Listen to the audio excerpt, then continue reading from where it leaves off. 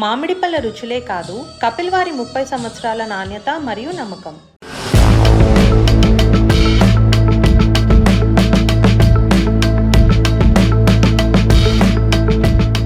ఆంధ్రప్రదేశ్ ముఖ్యమంత్రి నారా చంద్రబాబు మే నెల నుంచి 2 కీలక సంక్షేమ పథకాలను ప్రారంభించనున్నట్టు అధికారికంగా ప్రకటించారు. ఈ పథకాలు తల్లికి వందనం, అన్నదాత సుఖీభవ.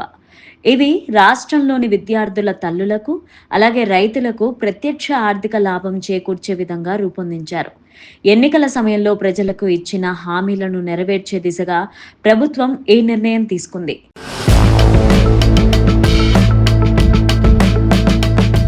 టీడీపీ నేతలతో జరిగిన టెలికాన్ఫరెన్స్లో చంద్రబాబు ఈ విషయాన్ని వెల్లడించారు. తల్లికి వందనం పథకం ద్వారా స్కూల్కు వెళ్లే ప్రతి విద్యార్థికి ఏటా 15,000 ఆర్థిక సహాయం అందించనున్నారు.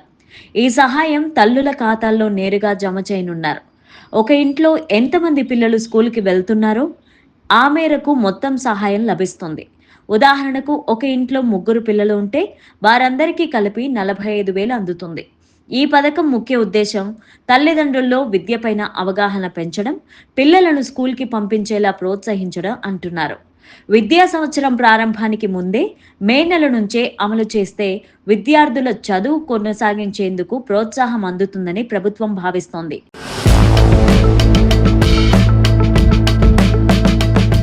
ఇక అన్నదాత సుఖీభవ పథకం ద్వారా రాష్ట్రంలోని రైతులకు ఏటా 20,000 నగదు మద్దతుగా ఇవ్వనున్నారు.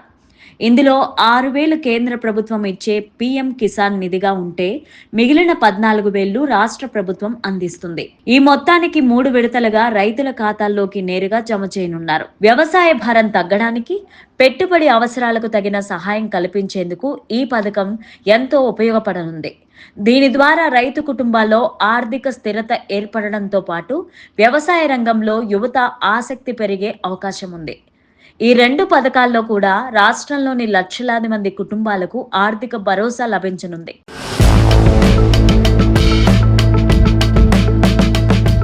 గతంలో ప్రకటించిన సూపర్ 6 హామీల్లో భాగంగా ఇప్పటికే పింఛన్ల పెంపు, ఉచిత గ్యాస్ పంపిణీ, డిఎస్సి ప్రకటన వంటి హామీలు అమలయ్యాయి. ఇప్పుడు మరిన్ని వాగ్దానాలను నెరవేర్చేందుకు ప్రభుత్వం వేగంగా ముందుకెళ్తోంది. అమరావతి రాజధాని నిర్మాణ పునఃప్రారంభం ప్రధానమంత్రి నరేంద్ర మోదీ చేతుల మీదుగా జరగనుంది. ఈ నేపథ్యంలో రాష్ట్ర పునర్నిర్మాణంతో పాటు ప్రజల జీవన ప్రమాణాలను మెరుగుపరిచే దిశగా చంద్రబాబు ప్రభుత్వం నిర్మాణాత్మకంగా అడుగులు వేస్తోంది.